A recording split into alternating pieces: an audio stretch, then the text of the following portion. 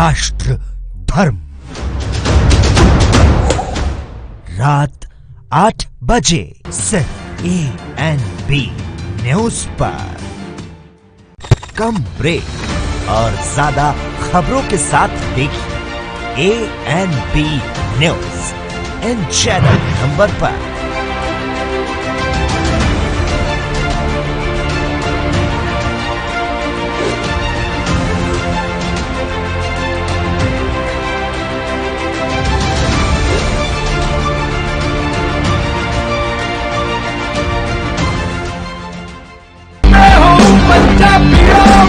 Rural corona volunteers कह के एक 7 ਬੰਦਿਆਂ ਦਾ ਗਰੁੱਪ ਹਰ ਪਿੰਡ ਦੇ ਵਿੱਚ ਬਣਾਇਆ ਜਾਏ। ਉਹ 7 ਮੈਂਬਰ ਦਾ ਗਰੁੱਪ ਆਪਣੇ ਪਿੰਡਾਂ ਦੇ ਵਿੱਚ ਘੁੰਮੇ ਔਰ ਇਹਦੇ ਵਿੱਚ ਉਹਨਾਂ ਨੂੰ ਐਮਫਸਾਈਜ਼ ਕਰਨਾ ਚਾਹੀਦਾ ਹੈ ਟੈਸਟ ਕਰੋ, ਜੈਸੇ ਮੈਂ ਤੁਹਾਨੂੰ ਦੱਸਿਆ।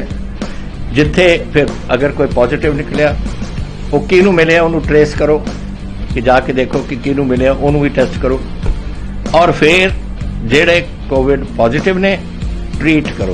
3 T's, 3 T's, test, trace and treat.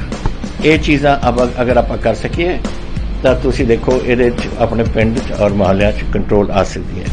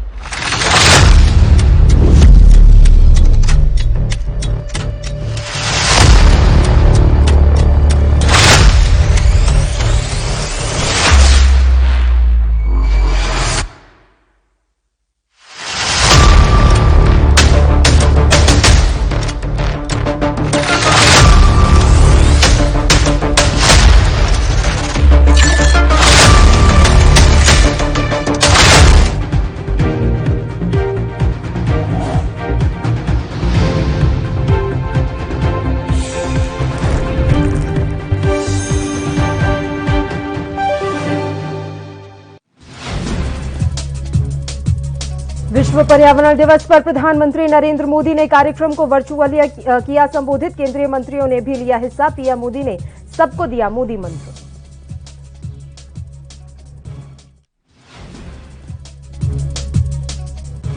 Delhi के मुख्यमंत्री अरविंद केजरीवाल ने की प्रेस वार्ता। लॉकडाउन के बीच केजरीवाल ने दी थोड़ी राहत। 50% क्षमता के साथ चलेंगी दिल्ली मेट्रो।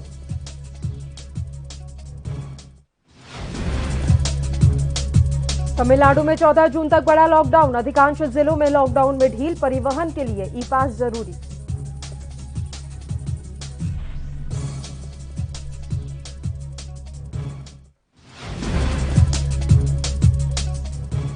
और कांग्रेस महासचिव प्रियंका गांधी ने मोदी सरकार पर साधा निशाना। कहा नहीं मानी हेल्थ एक्सपर्ट्स की बात।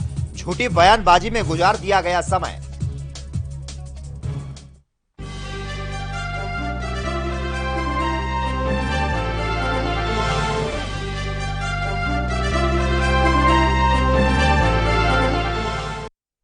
नमस्कार, एएनबी न्यूज में आप सभी का स्वागत है। मैं हूं आपके साथ पल्लवी राजपूत और मैं हूं आपके साथ लोकेश जगवानी। प्रधानमंत्री नरेंद्र मोदी ने वीडियो कॉन्फ्रेंसिंग के जरिए विश्व पर्यावरण दिवस पर आयोजित कार्यक्रम में आज हिस्सा लिया।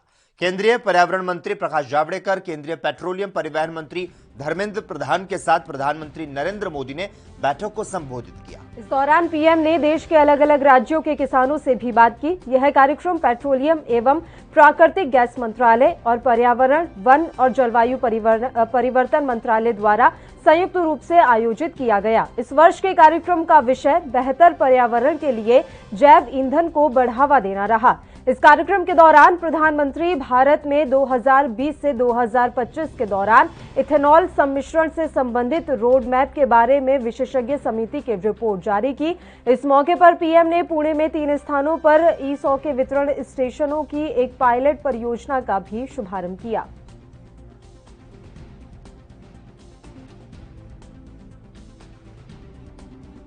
क्या उस मिल ने इथेनॉल प्लांट लगाया है क्योंकि हम बराबर आग्रह कर रहे हैं कि गन्ना किसानों को सुरक्षित रखना है, तो सिर्फ चीनी बनाने से काम नहीं चलेगा, सिर्फ गुड़ बनाने से काम नहीं चलेगा, हमें कुछ और करना चाहिए। और इसलिए हम इथेनॉल पर जोर दे रहे हैं ताकि गन्ना किसान को कभी भी चिंता न रहे। वरना क्या होता है, चीनी ज्यादा हो जाती है तो गन्ना किसान को तकलीफ हो जाती है क्योंकि मार्केट गिर जाता है। चीनी कम होता है क्योंकि गन्ना कम हुआ तो भी किसान को तकलीफ हो जाती है, और इसलिए हम इथेनॉल पे जोर दे रहे हैं। तो आपके यहाँ जो गन्ना जहाँ आप देते हैं वहाँ इथेनॉल का कुछ हो रहा है? क्योंकि आपके पीछे तो बढ़िया सारे चित्र दिख रहे हैं। जी जी, इथेनॉल प्लांट सर लगा है यहाँ हरियाणा चीनी मिल। तो इससे हमको लाभ सर ये मिला है, जो इथेनॉल जो बिकता है सरकार खरीद लेती है, उससे पेमेंट जल्दी होता है मिल वालों को, मिल वाले हमको पेमेंट कर देते हैं। उससे हमको बहुत लाभ है सर। हम अपना टाइम से जो पेमेंट मिल जाता है तो हर चीज टाइम से कर लेते हैं। बीजेपी के राष्ट्रीय अध्यक्ष जेपी नड्डा ने दिल्ली में पार्टी महासचिव की बैठक बुलाई। इसमें उत्तर प्रदेश समेत 5 राज्यों में होने वाले विधानसभा चुनावों पर चर्चा हो रही है। नड्डा बीजेपी द्वारा किए गए कार्यों की समीक्षा कर आगे की रणनीति को तय करेंगे। मीडिया रिपोर्ट्स के मुताबिक कोरोना वायरस महामारी की दूसरी लहर की शुरुआत के बाद यह पहली बैठक है जिसमें सभी नेताओं के उपस्थित रहने की खबर है। गौरतलब है कि भारतीय जनता पार्टी हाईकमान के द्वारा यह बैठक ऐसे समय में बुलाई जा रही है जब कोरोना वायरस महामारी की दूसरी लहर के प्रबंधन को लेकर सरकार की हर तरफ से आलोचना हो रही है। विपक्षी पार्टियां कोविड के प्रबंधन के मुद्दे पर केंद्र की नरेंद्र मोदी सरकार की घेराबंदी करने में किसी भी तरह की कोई कसर नहीं छोड़ रही। ऐसे में भारतीय जनता पार्टी की ओर से इस तरह की बैठक का बुलाया जाना काफी अहम हो जाता है।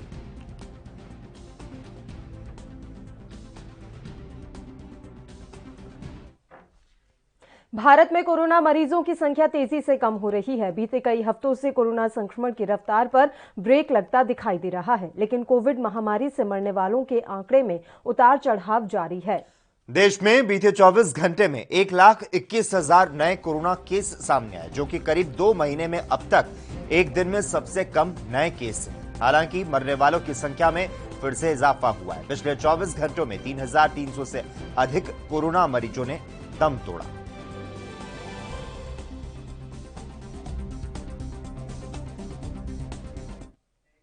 देश भर में कोरोना का संकट जारी है। वहीं तमिलनाडु सरकार ने लॉकडाउन को 14 जून की सुबह 6 बजे तक के लिए बढ़ा दिया है। अधिकांश जिलों में लॉकडाउन में ढील का ऐलान भी किया गया है। सरकार ने चेन्नई में प्रतिबंधों में ज्यादा छूट देने की घोषणा की है। आदेश के मुताबिक सभी जिलों में पहले से जिन चीजों की इजाजत थी वो जारी रहेगी। कोरोना कई जिलों में नियंत्रण में है। हालांकि कोयम्बटूर, नीलगिरी समेत 11 जिलों में बड़ी संख्या में अब भी मामले सामने आ रहे हैं। सीएम एमके स्टालिन ने कहा कि लोगों की जरूरतों को देखते हुए कुछ जिलों में छूट दी गई है। सभी जिलों में स्टैंड अलोन किराना, सब्जी, मांस और मछली की दुकानों को सुबह 6 बजे से शाम के 5 बजे के बीच परमिशन दी जाएगी।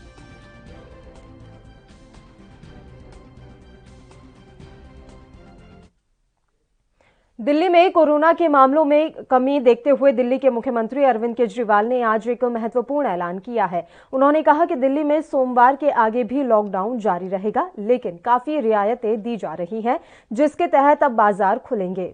उन्होंने कहा कि 7 जून यानी कि सोमवार से ऑड इवन के आधार पर बाजार और मॉल्स सुबह के 10 बजे से शाम के 8 बजे तक के लिए खुलेंगे। इतना ही नहीं, दिल्ली मेट्रो की सेवा एक बार फिर से शुरू होगी, लेकिन 50% क्षमता के साथ ही ये चल पाएंगी। मुख्यमंत्री ने कहा कि दिल्ली में कोविड-19 के करीब 400 मामले आए, जबकि संक्रमण दर 0.5% के आसपास है। मुख्यमंत्री अरविंद केजरीवाल ने कहा कि सरकारी दफ्तरों में ग्रुप ए ऑफिसर 100% और बाकी इसके नीचे वाले 50% ऑफिसर काम करेंगे। जरूरी सेवाओं में 100% कर्मचारी काम करेंगे।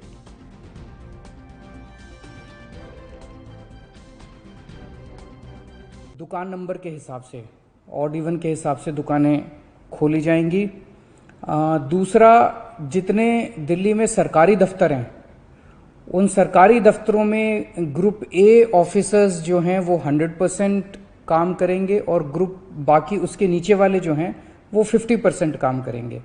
लेकिन जो एसेंशियल सर्विसेज में काम करने वाले कर्मचारी हैं वो 100% काम करेंगे और हर एचओडी डिसाइड करेगा कि किसको एसेंशियल सर्विस कहना है और किसको 50% करना है और किसको 100% करना है। जितने प्राइवेट ऑफिसेज हैं उन सभी प्राइवेट ऑफिसेज में 50% मैन पावर के साथ वो खोले जा सकते हैं और लेकिन कोशिश करेंगे कि ज़्यादा से ज़्यादा लोग वर्क फ्रॉम होम करें और अपने प्राइवेट ऑफिसेज कोशिश करें अपने टाइम को स्टैगर करने की ताकि सब लोग एक साथ। कांग्रेस की महासचिव प्रियंका गांधी ने एक बार फिर स्वास्थ्य सुविधाओं को लेकर केंद्र की मोदी सरकार पर हमला बोला है। उन्होंने कहा कि जब जनवरी में प्रधानमंत्री जी कोरोना से युद्ध जीत लेने की झूठी घोषणाएं कर रहे थे, उसी समय देश में ऑक्सीजन बेडों की संख्या 36%, आईसीयू बेडों की संख्या 46% और वेंटिलेटर बेडों की संख्या 28% तक घटा दी गई। प्रियंका ने कहा कि सरकार ने स्वास्थ्य सुविधाएं दुरुस्त करने की सलाह को भी दरकिनार किया। प्रियंका गांधी ने सवाल किया कि आखिर इसके लिए जिम्मेदार कौन है। प्रियंका गांधी ने कहा, मोदी सरकार के पास तैयारी के लिए 1 साल का समय था। आखिर क्यों केंद्र सरकार ने यह समय हम कोरोना से युद्ध जीत गए जैसी झूठी बयानबाजी में गुजार दिया और बेड की संख्या को बढ़ाने की बजाय बेड की संख्या कम होने दी। उन्होंने कहा, मोदी सरकार ने एक्सपर्ट्स और स्वास्थ्य मामलों की संसद की स्थायी समिति की चेतावनी को नकारते हुए भारत के हर जिले में उन्नत स्वास्थ्य सुविधाओं को उपलब्ध करने का कार्य क्यों नहीं किया।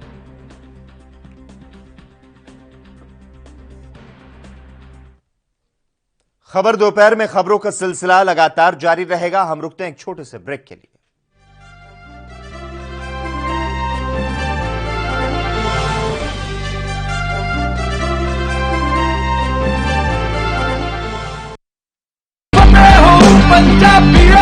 फतेह किट ਦਿੱਤੇ ਨੇ ਕਿ ਤੁਹਾਨੂੰ ਕਿਤੇ ਜਾਣ ਦੀ ਲੋੜ ਨਹੀਂ। ਅਗਰ ਤੁਸੀਂ ਪੋਜ਼ਿਟਿਵ ਹੋ, ਸਟੇਜ 1 ਦੇ ਵਿੱਚ ਹੋ, ਲੈਵਲ 1 ਦੇ ਵਿੱਚ ਹੋ, ਆਪਣੇ ਘਰ 'ਚ ਜਾਓ, ਫਤਿਹ ਕਿਟ ਤੁਹਾਨੂੰ ਮਿਲ ਜੂਗਾ। ਬਿਮਾਰੀ ਦਾ ਕੀ ਦਵਾਈ ਲੈਣੀ ਹੈ, कैसे ਲੈਣੀ ਹੈ, ਸਾਰਾ ਕਾਗਜ਼ ਵਿੱਚ ਹੈ। ਕੋਈ ਬੰਦਾ ਆਊਗਾ ਜਿਹੜਾ ਤੁਹਾਨੂੰ ਦੇਊਗਾ ਔਰ ਉਹ ਸਮਝਾਊਗਾ ਵੀ ਤੁਹਾਨੂੰ, ਉਹ ਤੁਸੀਂ ਲਓ। ਫਤਿਹ ਹੋ ਪੰਜਾਬੀਓ, ਫਤਿਹ ਹੋਊਗੀ।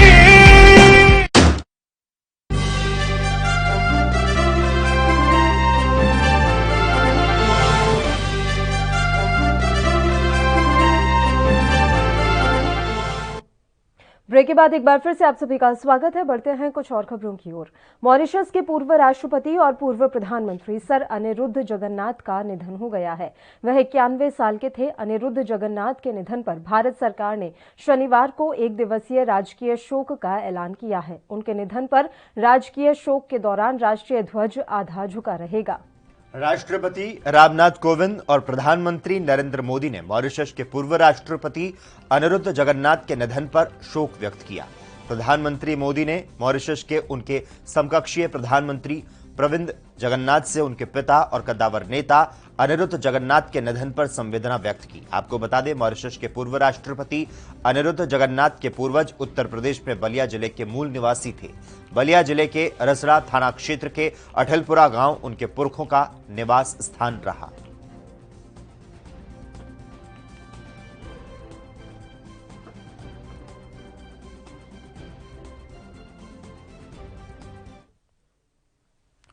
कोरोना महामारी और इसके चलते लगे लॉकडाउन के कारण आर्थिक संकट का सामना कर रहे राजस्थान के 33 लाख असहाय और जरूरतमंद परिवारों के लिए राज्य सरकार ने 330 करोड़ रुपए जारी करने के आदेश दिए।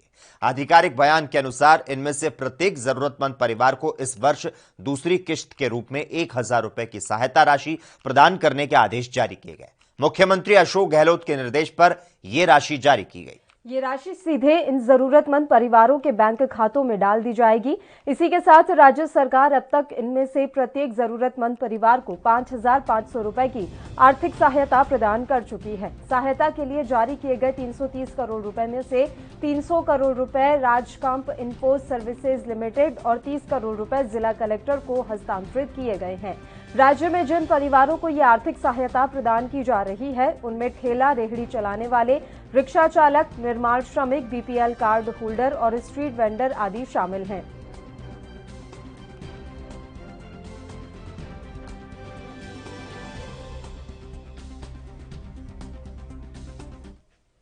हिंदुओं की कब्रगाह ये सुनकर आप चौंक गए होंगे, लेकिन आज हम आपको ये सच्चाई दिखाने जा रहे हैं। दरअसल प्रयागराज और उन्नाव में धार्मिक मान्यताओं के खिलाफ कोरोना काल में शवों को दफनाने के मुद्दे पर विपक्ष लगातार सियासी रोटी को सेक रहा है। हिंदुओं को दफनाने की वो तस्वीर कोई नई परंपरा नहीं और ना ही कोई मजबूरी, और इस बात की तस्दीक करती है धर्म और मोक्ष की नगरी के लहरतारा स्थित यह कब्रिस्तान, जिसे हिंदुओं का कब्रगाह कहा जाता है। ये कब्रिस्तान सैकड़ों साल पुराना है। इस इलाके से सटे आसपास के क्षेत्रों से भी यहाँ हिंदू धर्म के लोग आकर अपने मृत परिजनों को दफनाया करते हैं। कई कब्र पक्के भी बनाए गए हैं, जिनमें बकायदा मरने वाले का नाम, जन्मतिथि, मृत्यु की तारीख लिखी गई है। इससे साफ जाहिर होता है कि यह कब्रिस्तान किसी मुस्लिम परिवार की नहीं बल्कि हिंदुओं की कब्रगाह है।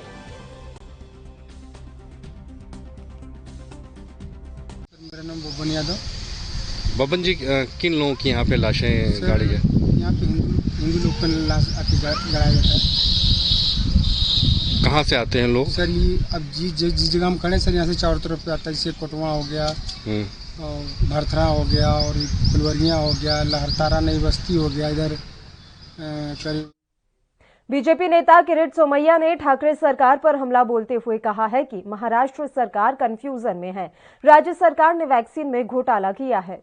तो साथ ही ये भी कहा कि ठाकरे सरकार कोविड करप्शन वाली सरकार है। आप भी सुनिए और क्या कुछ कहा उन्होंने। उद्धव ठाकरे जी की सरकार यानी कंफ्यूजन और क्रेडिट। लॉकडाउन को लेके 6 मंत्री घोषणा करते हैं और सरकार वो वापस ले लेती है। एक और कहते हैं 18 जिले में 100% फ्री, तो उसी समय पर मैंने ऐसे भी गांव देखे कि जहां पर कल परिपत्रक निकला कि इस गांव में अंतिम पेशेंट कोविड मुक्त हो जाएगा, उसके बाद में 28 दिन तक 100% लॉकडाउन।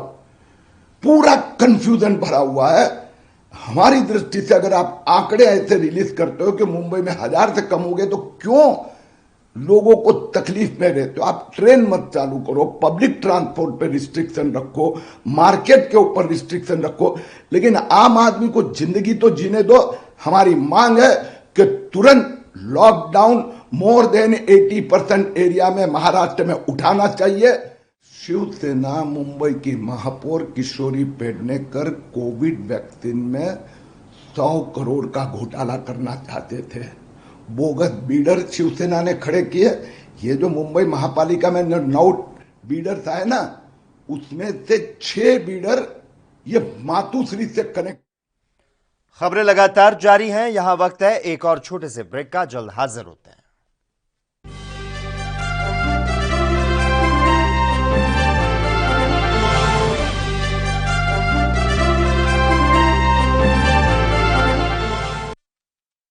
क्या आप दुबले पतले कमजोर हैं? आपकी सेहत नहीं बनती, भूख कम लगती है, वजन नहीं बढ़ता?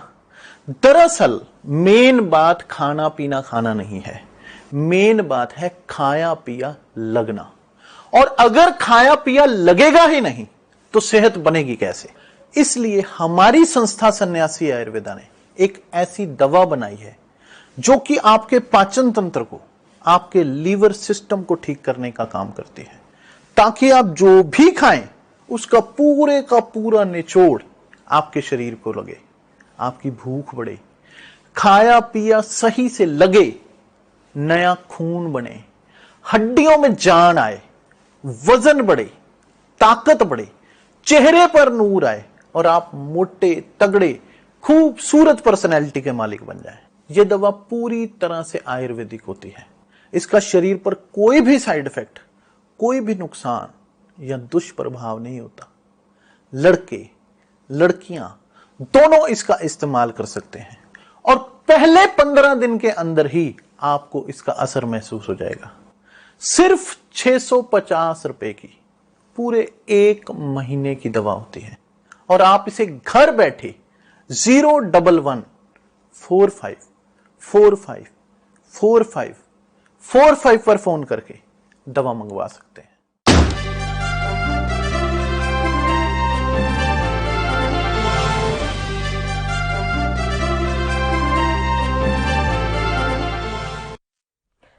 ब्रेक के के बाद एक बार फिर से आप सभी का स्वागत है। सपा प्रवक्ता अनुराग भदौरिया ने बीजेपी पर हमला करते हुए कहा कि केंद्र सरकार अपनी तारीफ ना करे बल्कि तीसरी लहर के बारे में सोचे और उसकी तैयारी करे। इतना ही नहीं, उन्होंने किसानों के धरने को लेकर कहा कि किसान ठंड और गर्मी में परेशान होता रहा है, लेकिन सरकार ने कोई सुनवाई नहीं की।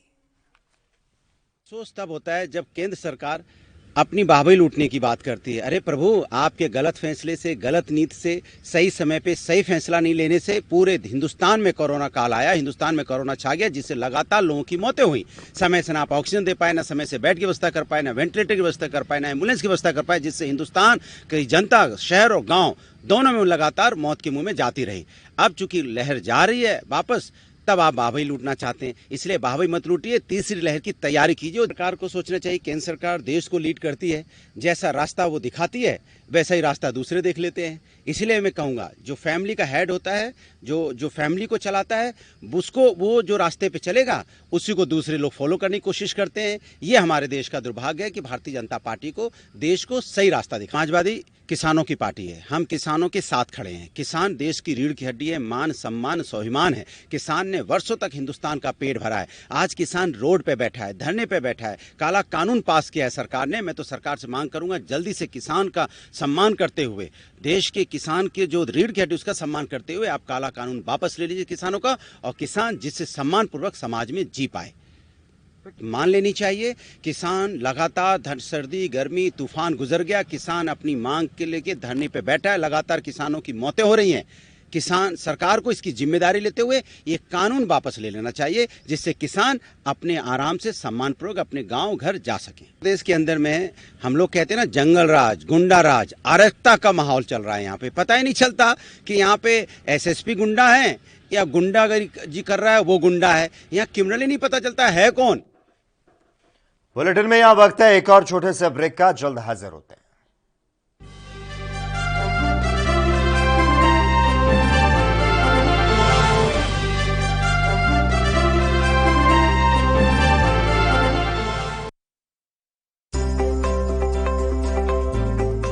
देश ਦੇ ਨਾਲ ਹੀ ਪੂਰੇ ਪੰਜਾਬ ਵਿੱਚ ਵੀ ਕੋਰੋਨਾ ਵੈਕਸੀਨੇਸ਼ਨ ਮੁਹਿੰਮ ਪੂਰੇ ਜ਼ੋਰਾਂ ਤੇ ਹੈ। ਜਿੱਥੇ ਬਜ਼ੁਰਗ ਲਾਈਨਾਂ 'ਚ ਲੱਗ ਕੇ ਵੈਕਸੀਨ ਲਗਵਾ ਰਹੇ ਨੇ ਤੇ ਉੱਥੇ ਹੀ ਯੂਥ ਵੀ ਵੱਧ ਚੜ ਕੇ ਵੈਕਸੀਨ ਲਗਵਾਉਣ ਲਈ ਅੱਗੇ ਆ ਰਹੇ ਨੇ।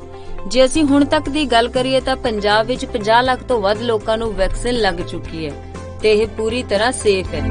ਜਿਸ ਹਿਸਾਬ ਨਾਲ ਕੋਵਿਡ ਨੂੰ ਆਪਾਂ ਕੋਵਿਡ-19 ਦੇ ਵਾਇਰਸ ਨੂੰ ਆਪਾਂ ਸਟੱਡੀ ਕੀਤਾ ਹੈ, ਉਹਦੇ ਵਿੱਚ ਵੈਕਸੀਨੇਸ਼ਨ ਇੱਕ ਬਹੁਤ ਹੀ ਸਕਸੈਸਫੁਲ ਟ੍ਰੀਟਮੈਂਟ ਸਟ੍ਰੈਟਜੀ ਹੈ।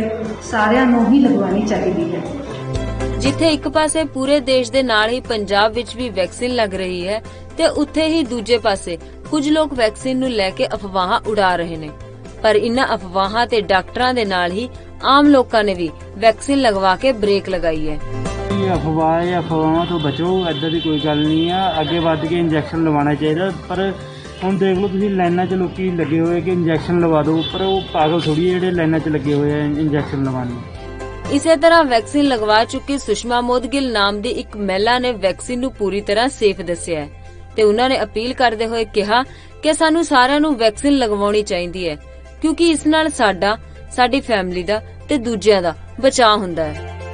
मेरी लोगों से एक ही अपील है कि वैक्सीन जो है वो एक हमारा अधिकार है और इस अधिकार से हमें पीछे नहीं हटना चाहिए। ये हमें जरूर लगवानी चाहिए, क्योंकि इसी से हमारे यहाँ जो है बचाव है और बचाव में ही दूसरों का बचाव है। फर्स्टली हम जब खुद का बचाव करते हैं तभी हम अपनी फैमिली का बचाव करते हैं, और दूसरों के साथ जब हम मिलते हैं तो शायद इसमें दूसरे पर्सन को भी हम सेफ रखते हैं।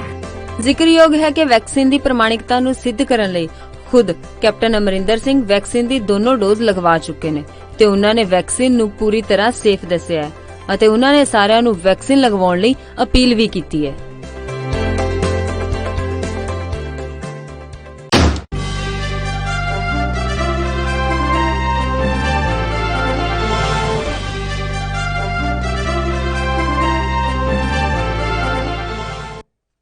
ब्रेक के बाद एक बार फिर से आप सभी का स्वागत है। बढ़ते हैं खबरों की ओर।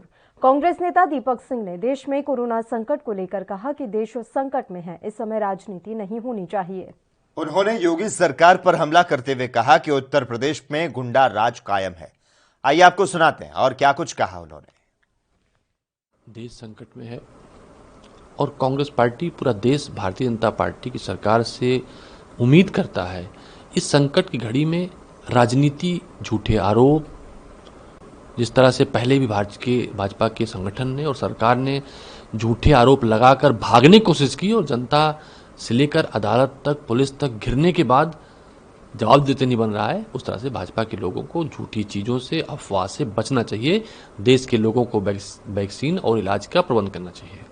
बनने के बाद कहा था या तो अपराधी जेल में होंगे या तो प्रदेश के बाहर होंगे, तो अपराधियों ने जेल में भी कारनामे दिखाए हैं। रोज एक के बाद एक अपराधी घटनाएं घटती हैं और उत्तर प्रदेश के गांव से लेकर शहर तक रोज कोई न कोई अपराधी घटनाएं घट रही हैं, जिससे लगता है योगी जी ने जो बात कही थी उसके उलट हो रहा है। न प्रदेश सुरक्षित है, न देश जेल सुरक्षित है। हर जगह चारों तरफ अपराधियों का बोलबाला है। सरकार का इकबाल समाप्त सा हो गया है पूरी तरह से। उत्तर प्रदेश जंगल राज क्या कहें, लगता नहीं कहीं चंबल है या शहर है। भारतीय जनता पार्टी हो या उनके सहयोगी दल हो, लोकतंत्र वहां रहा नहीं। किसी को सरकार के खिलाफ सच बात बोलने की आज़ादी तक नहीं है। उत्तर प्रदेश में भी कई सारे लोग साइडलाइन हैं जिन्होंने सही बात बोल दी। बिहार में पार्टी से एमएलसी को बाहर कर दिया गया। तो लगता है भारतीय जनता पार्टी जो कहे, उनके सहयोगी जो कहें, उसी को लोग सच माने। सच बोलना गुनाह सा हो गया है। यही राहुल गांधी कहते थे कि अब देश में लोकतंत्र नहीं बचा है, लोकतंत्र की हत्या इस सरकार में हो रही है। नहीं है गिरफ्तार करने के लिए पुलिस को धन्यवाद, लेकिन जिस तरह से घटना को अंजाम दिया गया कहीं न कहीं दर्शाता है कि उत्तर प्रदेश में अपराधी का, सरकार का जो गठजोड़ था वो दिखाई पड़ने लगा है। कांग्रेस पार्टी शुरू से इस बात को कहती रही है कि उत्तर प्रदेश के बढ़ते अपराध के पीछे ये भाजपा संगठन, सरकार और अपराधियों का गठजोड़ बहुत जिम्मेदार है, जो दिखाई पड़ा है। और बुलेटिन में फिलहाल वक्त हो चला है एक और छोटे से ब्रेक का। आप बने रहिए हमारे साथ।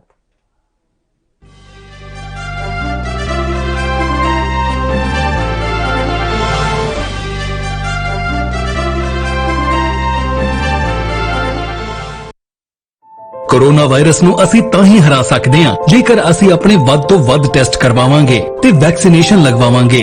जैसे ही थोनू कोई थोड़ी बीमारी भी लगे, थोनू लगे कि मैनू मेरी छाती च दर्द है या मैनू खांसी हो गई या मैनू जुकाम हो गया या मेरा बदन च दर्द है, तुसी वेट ना करो, टेस्ट कराओ। ਪੰਜਾਬ ਸਰਕਾਰ ਵੱਲੋਂ ਕੋਰੋਨਾ ਵਾਇਰਸ ਨਾਲ ਨਜਿੱਠਣ ਲਈ ਪੰਜਾਬ ਦੇ ਪਿੰਡਾਂ ਵਿੱਚ ਵੈਕਸੀਨੇਸ਼ਨ ਡਰਾਈਵ ਚਲਾਈ ਗਈ ਹੈ ਤਾਂ ਜੋ 18 ਸਾਲ ਤੋਂ ਉੱਪਰ ਦੇ ਸਾਰੇ ਲੋਕ ਜਲਦ ਤੋਂ ਜਲਦ ਆਪਣੀ ਵੈਕਸੀਨੇਸ਼ਨ ਕਰਵਾ ਸਕਣ। पूरे पंजाब ਦੇ ਪਿੰਡਾਂ ਲਈ ਕੋਵਿਡ ਟੈਸਟਿੰਗ ਕੇਂਦਰ ਸਥਾਪਿਤ ਕੀਤੇ ਗਏ ਨੇ। ਜੇਕਰ ਤੁਹਾਨੂੰ ਬੁਖਾਰ ਜ਼ੁਕਾਮ ਜਿਹੇ ਲੱਛਣ ਮਹਿਸੂਸ ਹੁੰਦੇ ਹਨ ਤਾਂ ਤੁਰੰਤ ਆਪਣਾ ਕੋਰੋਨਾ ਵਾਇਰਸ ਦਾ ਟੈਸਟ ਕਰਵਾਓ। ਕੋਰੋਨਾ ਸੰਬੰਧੀ ਜਾਣਕਾਰੀ ਲਈ 104 ਹੈਲਪਲਾਈਨ ਤੇ ਕਾਲ ਕਰੋ। तो तुसी प्लीज इस गल तो हुण मेरी गल मनो कि आपां पंजाब नूं बचाउणा है, अपने परिवारां नूं बचाउणा है, अपने पिंड नूं बचाउणा है, तुसी अपने मुहल्लियां नूं बचाउणा है। तुसी जो दस्सिया डॉक्टरां ने करो। हिदायतां दी पालना करके आओ मिल के करिए कोरोना ते फतेह। यही है साडा मिशन फतेह।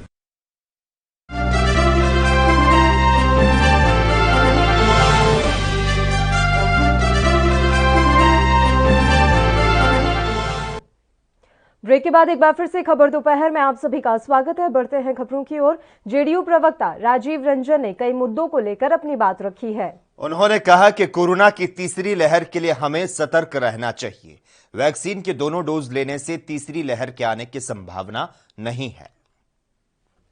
राज्य सरकारों को कोरोना के तीसरे चरण की जो आशंकाएं हैं, ईश्वर की कृपा हो कि ये निर्मूल हो, लेकिन जो तैयारियां आवश्यक हैं आधारभूत संरचना की दृष्टि से, चिकित्सकों की दृष्टि से, पैरामेडिकल और औषधियों की दृष्टि से, वो सारे इंतजाम जरूर इस अवधि में पूरे कर लिए जाने चाहिए। आंकड़े हैं, भारत और अमेरिका की तुलना बहुत व्यवहारिक इसलिए नहीं है कि अमेरिका की आबादी कम है, लेकिन संसाधनों की दृष्टि से अमेरिका और भारत की कोई तुलना नहीं है। वैसी स्थिति में ये आंकड़ा कहीं न कहीं इस प्रबंधन की मजबूत स्थिति की पुष्टि जरूर करता है। और जिस तरह से एक लक्ष्य, पुनरीक्षित लक्ष्य, कोविड और कोविशील्ड के निर्माताओं ने साथ साथ भारत सरकार का एक फैसला जिसमें बगैर ट्रायल के मोडर्ना और फाइजर को आने की अनुमति दी गई और साथ साथ स्पुतनिक। खबरें लगातार जारी हैं, हम रुकते हैं एक और छोटे से ब्रेक के लिए।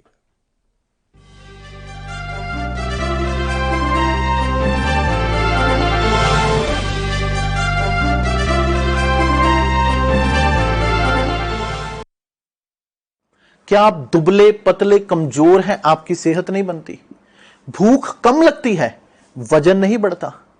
दरअसल मेन बात खाना पीना खाना नहीं है, मेन बात है खाया पिया लगना। और अगर खाया पिया लगेगा ही नहीं तो सेहत बनेगी कैसे?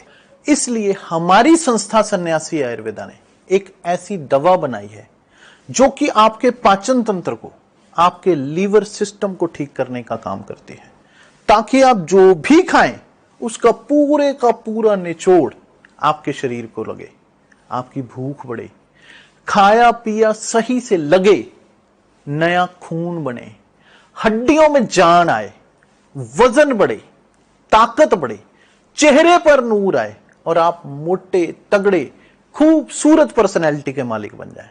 यह दवा पूरी तरह से आयुर्वेदिक होती है। इसका शरीर पर कोई भी साइड इफेक्ट, कोई भी नुकसान या दुष्प्रभाव नहीं होता। लड़के लड़कियां दोनों इसका इस्तेमाल कर सकते हैं और पहले 15 दिन के अंदर ही आपको इसका असर महसूस हो जाएगा। सिर्फ 650 रुपए की पूरे 1 महीने की दवा होती है और आप इसे घर बैठे 01145454545 पर फोन करके दवा मंगवा सकते हैं।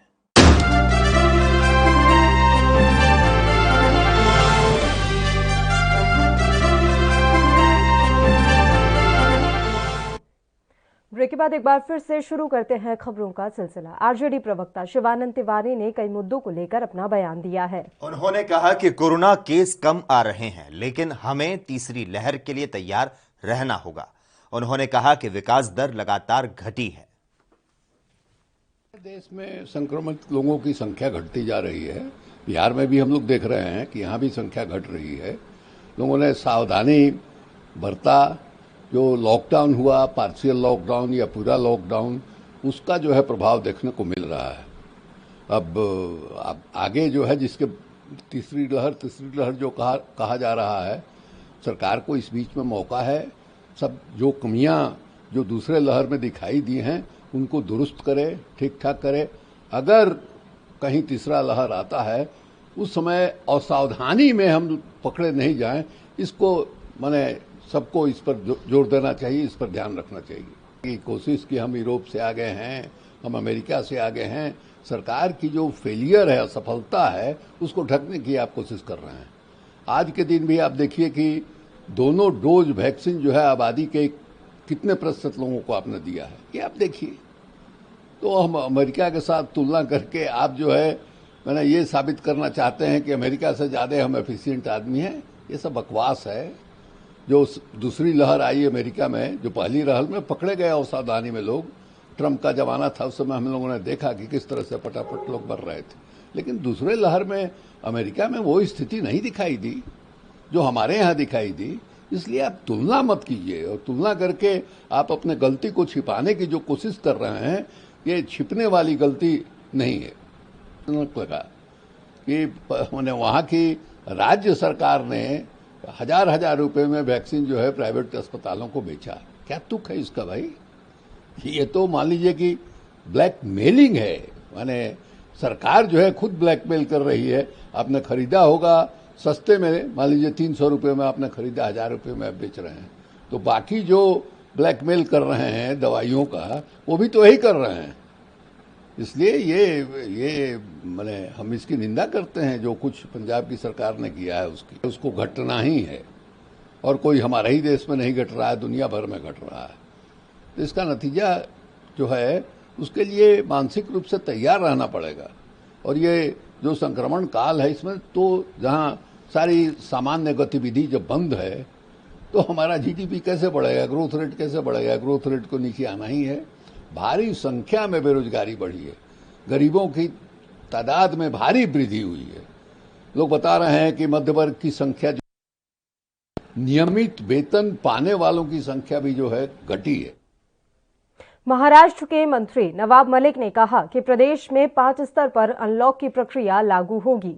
उन्होंने कहा इसके तहत बड़े पैमाने पर पाबंदियां हटाई जाएंगी। आप भी सुनिए और क्या कुछ कहा उन्होंने। अनलॉक के सारे नियमों की घोषणा कर दी है। पूरे महाराष्ट्र को 5 कैटेगरी में बांटने का काम किया है। एक कैटेगरी वो है जहां पे पॉजिटिविटी रेट 5% से कम है और बेड ऑक्सीजन जो है वो 25% से कम ऑक्यूपाइड है, वो पहली कैटेगरी में। दूसरी कैटेगरी है जिसमें 5% से कम है लेकिन बेड ज़्यादा ऑक्यूपाइड है। इसी तरह से 5 तरह की कैटेगरी बनाई गई है जिसके तहत बड़े पैमाने पर रिलैक्सेशन दिए गए हैं। दुकानों को खुला रहने की टाइमिंग पूरी क्षमता से दी गई है। सरकारी और निम्न सरकारी कार्यालयों में 100% उपस्थिति की अनुमति दी गई है। अंतिम संस्कार को लेकर अनुमति दी गई। जो शादी ब्याह है उसको लेके भी 100 तक की मर्यादा रखी गई है। होटल है, रेस्टोरेंट है, अलग अलग कैटेगरी में अलग अलग तरह की परमिशंस हैं। लेकिन जो 5 कैटेगरी है, 4 कैटेगरी है, वो ज़्यादा 10% से 20% के बीच वाले पॉजिटिविटी वाले जिले हैं। यानी मरीजों की संख्या वो ऑक्सीजन बेड की उपलब्धता अनुसार ही सारे अधिकार दिए गए। लेकिन ये जब अनलॉक पूरी तरह से हो रहा है तब जिला अधिकारी, चिकित्सा अधिकारियों को आदेश दिया गया है कि जो टेस्टिंग है उसकी जो क्षमता है वो पूरी तरह से इस्तेमाल की जाए। बड़े पैमाने पर टेस्टिंग बढ़ाया जाए ताकि शुरू में ही चीजें समझ में आने लगे। बुलेटिन में एक और छोटे से ब्रेक के लिए हम यहां रुक रहे हैं। आप कहीं मत जाइएगा और देखते रहिए ANB न्यूज।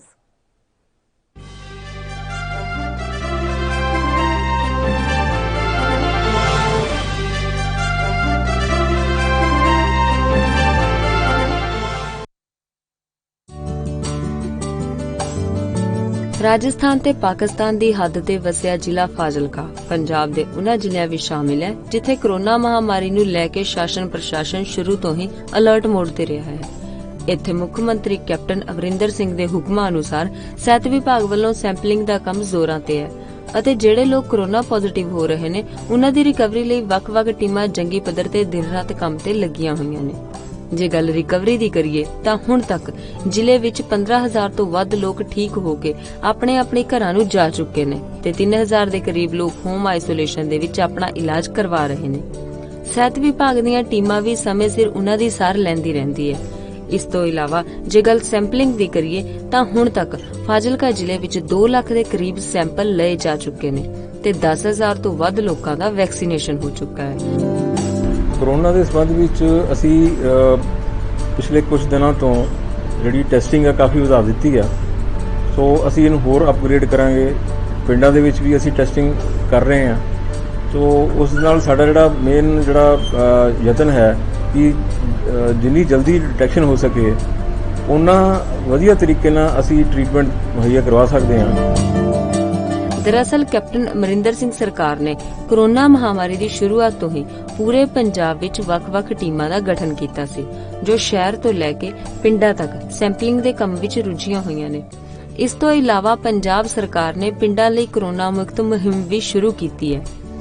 कोरोना पिंड मुक्त अभियान ते उस च भी इन्हां ने जिहड़े साडे करीब 100 दे करीब हैल्थ वैलनेस सेंटर ने पूरे जिले विच ਉਹ ਸਾਰੇ 100 ਦੇ 100 ਹੈਲਥ 94 ਹੈ ਆਈ ਐਮ ਨੋਟ ਸ਼ੋਰ ਤੇ ਉਹਨਾਂ ਸਾਰੀਆਂ ਜਗ੍ਹਾਵਾਂ ਤੇ ਕੋਵਿਡ ਟੈਸਟਿੰਗ ਸਟਾਰਟ ਕਰ ਦਿੱਤੀ ਗਈ ਹੈ ਜੀ। ਜ਼ਿਕਰਯੋਗ ਹੈ ਕਿ ਪੰਜਾਬ ਦੀ ਕੈਪਟਨ ਅਮਰਿੰਦਰ ਸਿੰਘ ਸਰਕਾਰ ਨੇ ਸ਼ੁਰੂ ਤੋਂ ਹੀ ਇਸ ਵਾਇਰਸ ਦੇ ਪ੍ਰਕੋਪ ਨੂੰ ਸਮਝਿਆ ਤੇ ਇਸ ਨੂੰ ਜ਼ਿਆਦਾ ਫੈਲਣ ਨਹੀਂ ਦਿੱਤਾ ਕਿਉਂਕਿ ਸਰਕਾਰ ਆਪਣਾ ਫਰਜ਼ ਸਮਝਦੀ ਹੈ।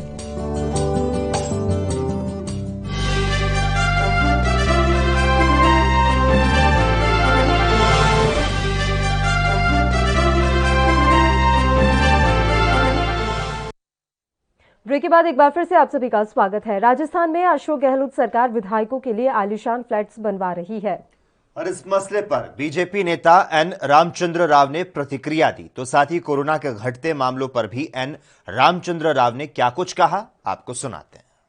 Death rates have also come down to a large extent, but however in the second phase, people have suffered a lot due to the nature of the variant. The people should be alert, and because the cases are coming down, let the physical distance and then to avoid mask configurations, all should be avoided. The health ministry is taking every care to see that people are protected from this variant. It is under construction with the clearance of the environmental ministry and also from the Supreme Court and other forums. Now, to politicize it, I think the Congress party, before criticizing this, they should also realize that what is happening in Rajasthan. They are going ahead with the construction of the luxurious apartments for their legislators. One side they do all these things and then they object for the central vista because it is being considered by the BJP government. I think Congress is dubious nature is exposed in this. Twitter ने भारत के उपराष्ट्रपति M Venkaiah Naidu के Twitter account को unverified कर दिया था। दरअसल Twitter ने एम वेंकैया नायडू के पर्सनल ट्विटर हैंडल से वेरिफाइड ब्लू टिक को हटा दिया। इसको लेकर बीजेपी महासचिव तरुण चुग ने प्रतिक्रिया दी। मीटिंग्स हैं और राष्ट्रीय अध्यक्ष लगभग हर मास अपने महामंत्रियों के साथ बैठक करते हैं और भारतीय जनता पार्टी एक संगठन निष्ठ पार्टी है और संगठन द्वारा चलाई जाने वाली पार्टी है, इसलिए इसकी रूटीन बैठक केंद्र से लेकर मंडल स्तर तक होती रहती है। ऐसा है, ये कितना बड़ा स्कैंडल है कि पंजाब की कैप्टन अमरिंदर सिंह की सरकार बैक पर है। ये पुष्टि करता है कि किस तरह पंजाब की जनता को लूटा जा रहा था। 400 रुपए वाला इंजेक्शन सरकार खुद 1060 में बेच रही थी और 1060 लेकर हॉस्पिटल वाले प्राइवेट 1500 रुपए का उसको लगा रहे थे। ये काला बाजारी और घोटाले का सबसे बड़ा सबूत है। और राहुल गांधी जी, आप चुप क्यों हैं? आपके भारतीय जनता पार्टी या राष्ट्रीय स्वयंसेवक संघ इस देश में दशकों से काम कर रहा है। 1925 से लगातार लगभग 100 वर्ष हो गए राष्ट्रीय स्वयंसेवक संघ को काम करते हुए, और भारतीय जनता पार्टी और भारतीय जनसंघ आजादी से लेकर आज तक देश के अंदर आदर्शवाद की राजनीति के लिए खड़ा है। और हमें किसी की ब्लू टिक होने से ना होने से भारतीय जनता पार्टी के संघ के राष्ट्रवादी विचार के प्रवाह को कोई नहीं रोक सकता। खबरों का सिलसिला लगातार जारी है। यहां हम रुकते हैं एक छोटे से ब्रेक के लिए।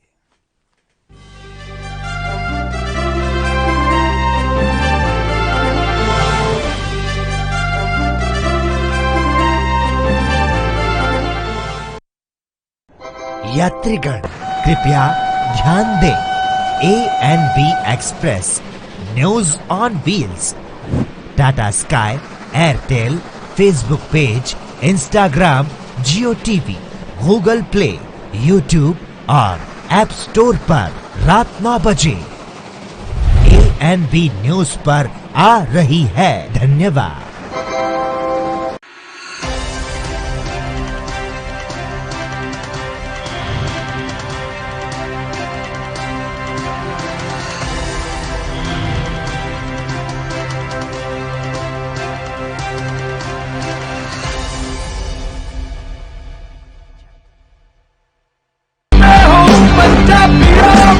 रूरल कोरोना वॉलंटियर्स कह के एक 7 ਬੰਦਿਆਂ ਦਾ ਗਰੁੱਪ ਹਰ ਪਿੰਡ ਦੇ ਵਿੱਚ ਬਣਾਇਆ ਜਾਏ। ਉਹ 7 ਮੈਂਬਰ ਦਾ ਗਰੁੱਪ ਆਪਣੇ ਪਿੰਡਾਂ ਦੇ ਵਿੱਚ ਘੁੰਮੇ ਔਰ ਇਹਦੇ ਵਿੱਚ ਉਹਨਾਂ ਨੂੰ ਐਮਫਸਾਈਜ਼ ਕਰਨਾ ਚਾਹੀਦਾ ਹੈ, ਟੈਸਟ ਕਰੋ ਜੈਸੇ ਮੈਂ ਤੁਹਾਨੂੰ ਦੱਸਿਆ। ਜਿੱਥੇ ਫਿਰ ਅਗਰ ਕੋਈ ਪੋਜ਼ਿਟਿਵ ਨਿਕਲਿਆ ਉਹ ਕਿਹਨੂੰ ਮਿਲਿਆ ਉਹਨੂੰ ਟ੍ਰੇਸ ਕਰੋ ਕਿ ਜਾ ਕੇ ਦੇਖੋ ਕਿ ਕਿਹਨੂੰ ਮਿਲਿਆ, ਉਹਨੂੰ ਵੀ ਟੈਸਟ ਕਰੋ ਔਰ ਫਿਰ ਜਿਹੜੇ ਕੋਵਿਡ ਪੋਜ਼ਿਟਿਵ ਨੇ ट्रीट करो। 3 T's test, trace and treat. ये चीज़ां अब अगर आप कर सकिए तो तुसी देखो ये अपने पिंड और मोहल्ले कंट्रोल आ सकती है।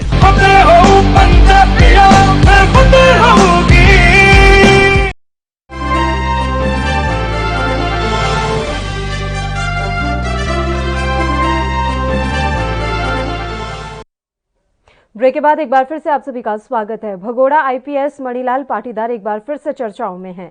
वजह है मणिलाल पाटीदार का नाम मोस्ट वांटेड की लिस्ट में शामिल होना। अब इस मसले पर कांग्रेस नेता पीएल पूनिया ने प्रतिक्रिया दी है। एसपी रहने के दौरान एक व्यापारी की हत्या करने का आरोप उनके ऊपर लगा था और तब से वो फरार है। 1 लाख रुपया उस पर इनाम घोषित किया है कि जो उनको पकड़ाएगा, जो उसकी गिरफ्तारी कराएगा, उसको 1 लाख रुपए इनाम मिलेगा।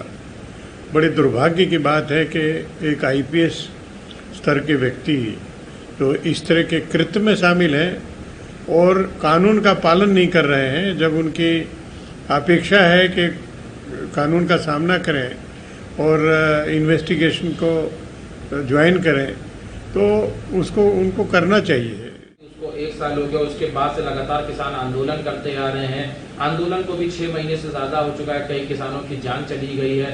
डायलॉग एक्सचेंज की बात हुई लेकिन कोई बात अब तक नहीं निकल के आई। तो आज किसान संयुक्त मोर्चा का कहना यह है कि आज के दिन जितने किसान हैं वो संपूर्ण क्रांति दिवस के तौर पे मनाएंगे।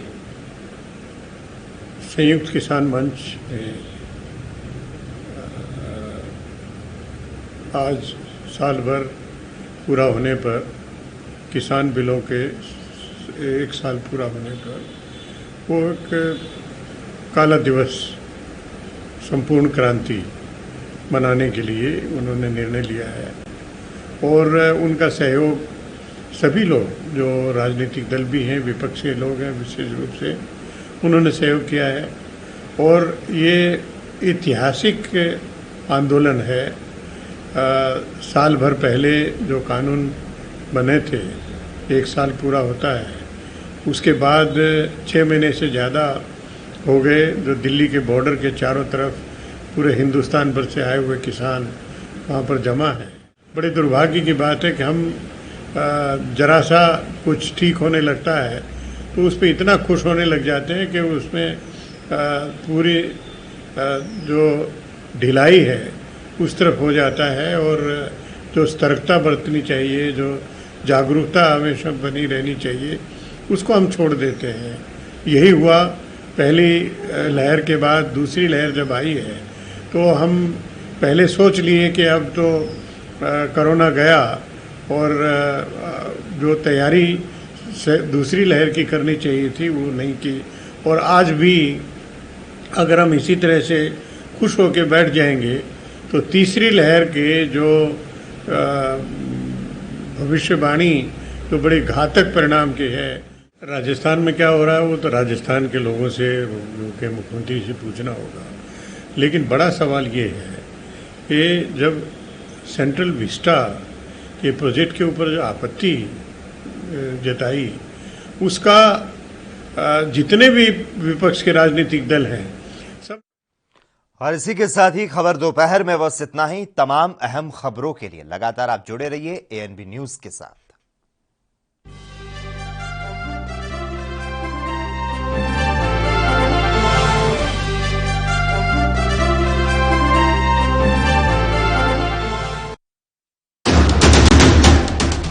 राष्ट्र धर्म